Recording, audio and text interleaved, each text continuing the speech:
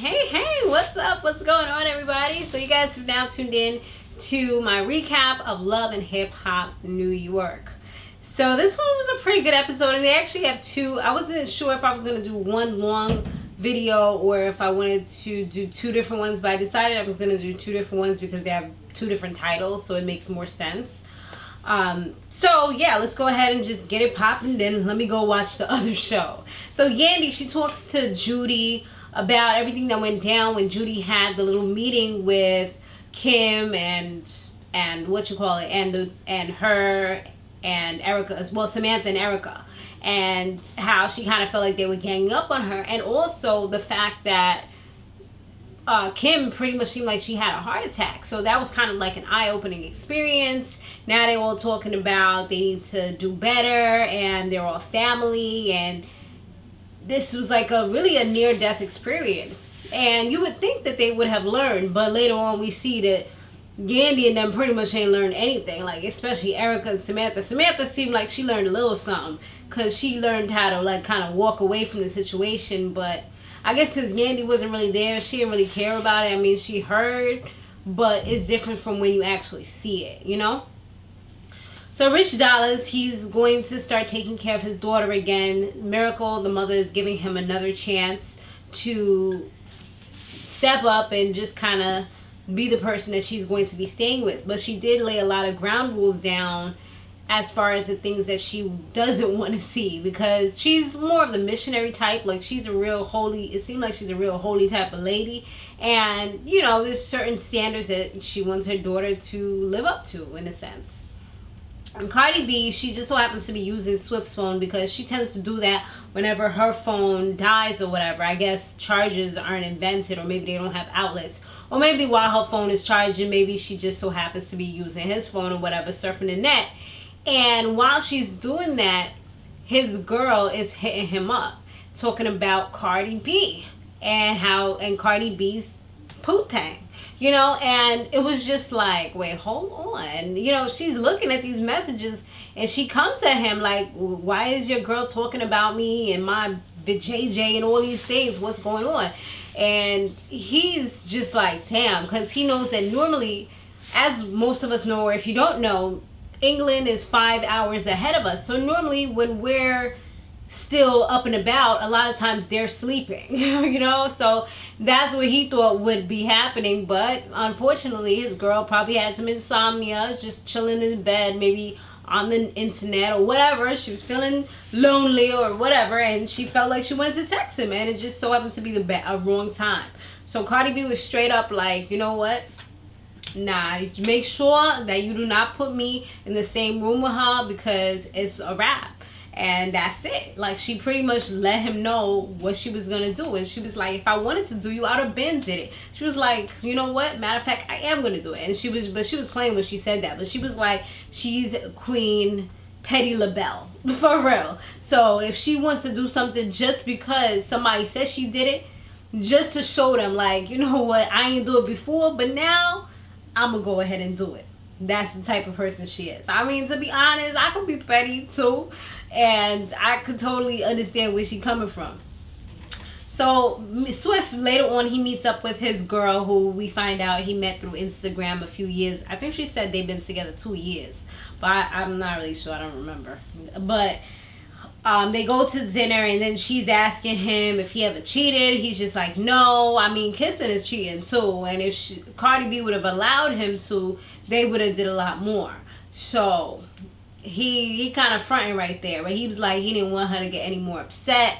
So she about to go on a plane, go home. So he just wants it to be over right there, and that's it.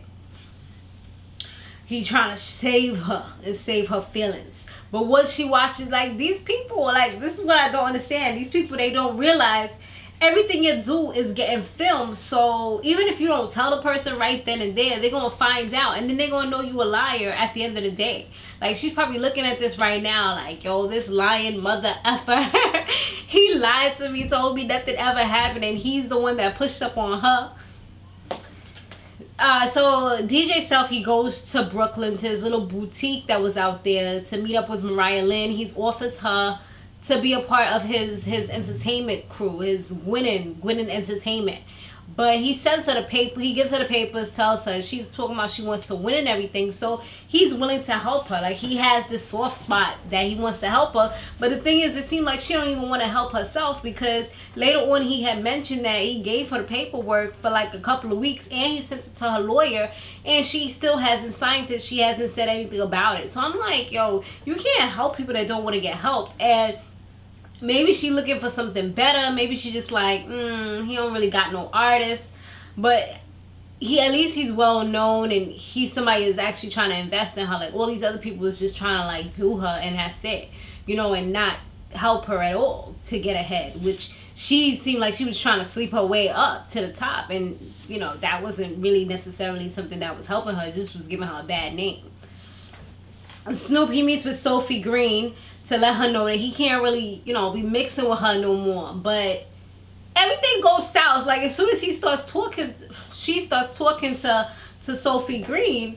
Sophie Green was like, you know, I need somebody to believe in me and this and that. And he was all like, you know, I'm going to set you up with my boys, Jewels. But she was like, I want you to believe in me. Can you do that? You know more about acting. Can you help me out in that part? And he's like, you know, she's like... she's like, you know what, I can go ahead and I'm gonna help you with the acting part. And I'm like, didn't you just say that you was coming so that you would be able to cut this all, you know, apart and just kind of cut ties and just let Joel's do his thing so that you can focus on your relationship with Adrian? But somehow things just got kind of twisted and turned, and it just didn't happen that way. So, following that, Mendice's, his baby mothers, all of them is together at this Bouncy U place. And they're having a little party and everything. Kim is like, you know what, I'm not even going to be around them, around the drama. I got to stay calm. You know, I was in the hospital a couple of days, and yeah, I'm not dealing with this. So she ends up taking the kids to go play. And the three mothers, they just kind of sit down and have like a hashing out, a little talk. And I'm like, this ain't really the right place or setting to be doing this. But it seemed like it was kind of secluded, the area that they was at. So first Samantha was just coming for Yandy, just like, oh, you need to stop pretending like you're his mother. I'm like, how many times are we going to keep on replaying the same thing? Like, every time you see her, you're saying the same thing over and over again. If you haven't got an apology the first or second time, like, why are you still bringing it up? Like, just leave it at that. You know, just tell her what you got to say, and that's it. If she wants to apologize, then y'all move forward. If not, then that's it. You know, you said what you had to say, and that's how a boss does it. You know what I mean? Like, that's it. I'm going to say it once, and that's it. I ain't going to be repeating myself. So then they kind of like, well, Yandy was just like, you know, being very stubborn and just not trying to really hear it. So then Erica starts talking, and Erica starts telling Yandy how she had places with Mendices, and you know how she's trying to pretend like she wasn't really a significant part of Mendices' life. But it seems like these two ladies is like arguing with each other, but the person that really did the wrong thing was Mendices, because it seems like Mendices was stringing both of them along at the same time. Like, he was living with Yandy, but yet he was sleeping and telling this other girl that she was his everything, but telling Yandy once everything got out that, nah, it wasn't even that serious. She was just like a jump off and stuff like that. But the girl has all the receipts to prove that it was a lot more serious than that. And Yandy just tried to like pretty much put on her little rubber suit and say, and just let everything bounce off of her and just be like, nah, like, this ain't sticking to me. Nothing that you says matter. You're nobody.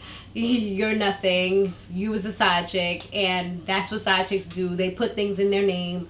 They put houses in their names, and that's it. I don't know. I just feel like it seems like there's a lot of truth to what Erica's saying, but Yandy just doesn't want to.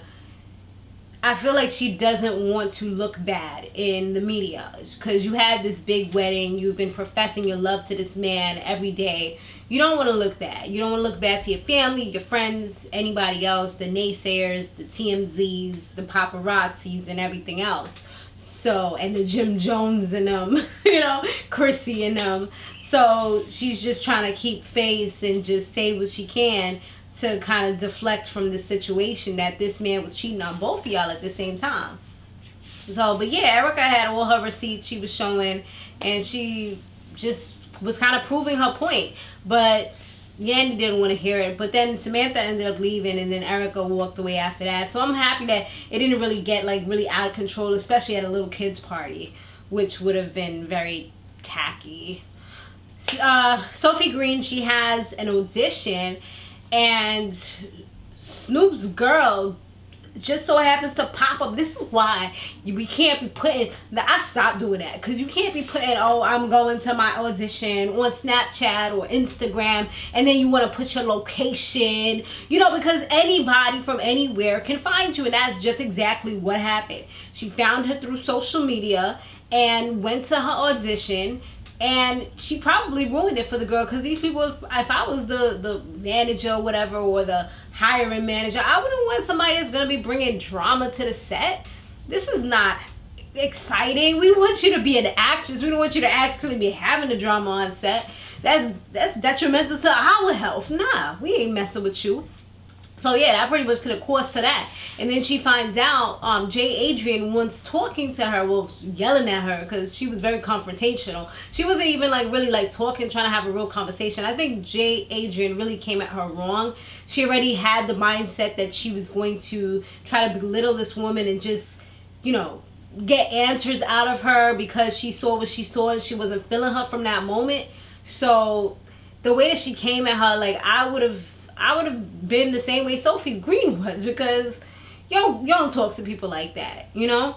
So Sophie was just like, you know, being very sarcastic throughout the whole thing, and she did let her know, like, yeah, so we're friends, and Snoop is the one who set up this audition, but I'm not looking for no poo thing. I don't like girls, and what I'm chasing right now is the money. So J. Adrian, I think she wanted anything that she could hear to get upset. Like, even if this girl pretty much said she doesn't like girls, J. Adrian still heard, like, oh, she set her up with the audition, and she ain't do nothing like that for me. Like, she helping this get paper, but what about me? And I'm the one that's been with her, riding with her for all this time. That's what she heard, and that's what she pretty much stuck with. Like, this girl could have said anything, and I think she would have been upset, because she wasn't feeling her.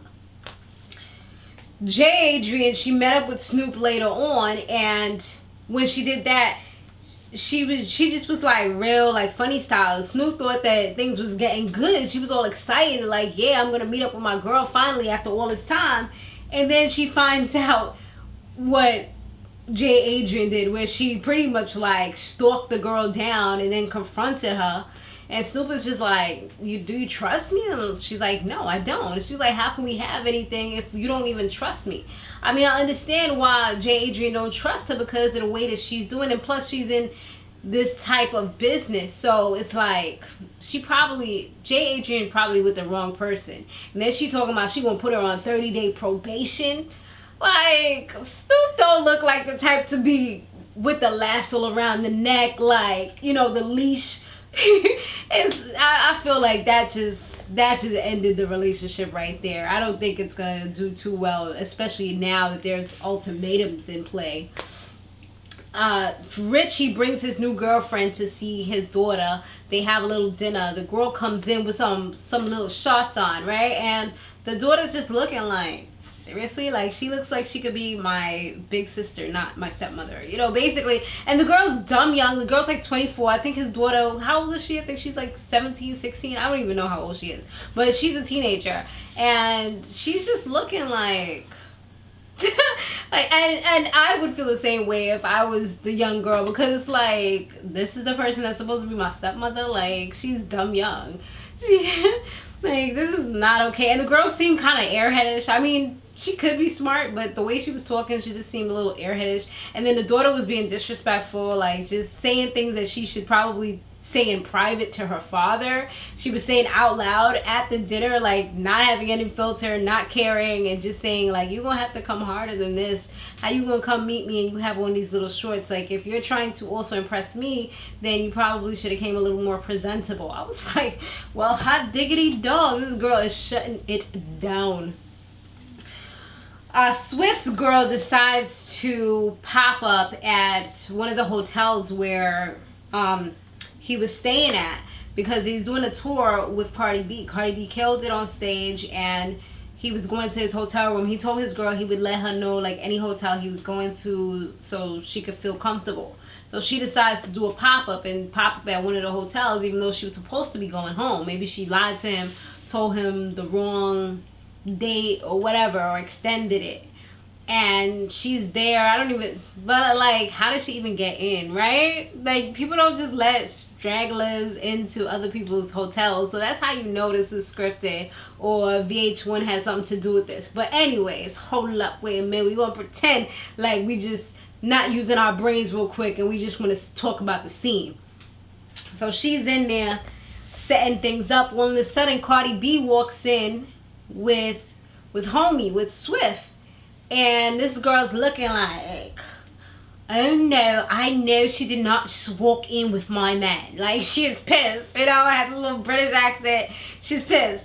And Cardi B didn't even, like, she came in, saw her, didn't even really give her a chance to do anything. She gave her a warm welcome to New York City, honey. She straight duffed her out, like pulled her hand, everything. And she got tight because she's like, why would you put me in this position? I told you, do not put me in the same room with her. And look what's happening. Look, at this is exactly what I said I didn't want to do, because I knew what I would do. Like, she knows herself. So yeah, she was all riled up. She was just like, you know what, I'm Queen Petty, and now that I didn't do anything with him, but I will, just because you think I did, and because you want to talk about me and be talking about my poo thing and all that. And then she ends up, like, the security came and got her and everything. She pulls off her wig. I'm like, epic. And yeah, eventually they get her out, but she was like pretty much trying to fight everybody, and Swift just standing there. He's not defending neither one of them. He's not saying like, oh, this is my girl, like, you know, stop talking about her like that to Cardi B. So his girl was getting upset. Like, she told Cardi B, like, you can have him, because he wasn't even saying nothing to defend her. And then for Cardi B, he didn't say like, oh, she had never did anything with me. Like, he didn't defend nobody. He was just standing there like stupid face. And then, like, after everything like calmed down, Cardi B came back to talk to him, but she was pissed. Like, she's like, you know what, like, why didn't you say anything? And he's just like, the way you was acting, you can't do that, you were coming for everybody. And they blocked it out, but you could tell that she straight duffed him out. Like, she probably hit him quite a few times, because when they showed it back, he was pissed. Like, he was going around the room throwing stuff. He was like, I would never do that to her. He was like, nah, I would never fucking do that to her. He was like throwing stuff, hitting the walls, kicking stuff, like things were breaking. And she was just standing in the corner looking like, I think she felt bad. I think she's one of those people that go off of like adrenaline. You go off of how you feeling at the moment. I know when I'm really, really upset, that's the stupid stuff that I've done in the past. And then when I look back, I'm like, oh my God, that was so stupid. Like, I should have just had a sit down and took deep breaths or something, instead of acting so quickly, because then you regret a lot of things that you do. So I think that she kind of regretted it, because you could see on her face she looked a little remorseful. She tried to talk to him, and he's like, nah, I don't even want to hear it, because he was like, I would never do that to you. So I'm thinking that she probably, you know, like hit him real quick, or, you know, hit him hard, because he looked like he was like really, really heated. Like, really, really heated. Like, he transformed from Mr. I don't talk, I'ma just shut my mouth, to like, damn, like, how did this happen to me and I can't even do anything back because she's a girl type of thing. But yeah, we're gonna go ahead, we're gonna rock into the next one. So guys, definitely be sure to tune into my episode 5. Okay, thanks for watching, and I'll see you on the next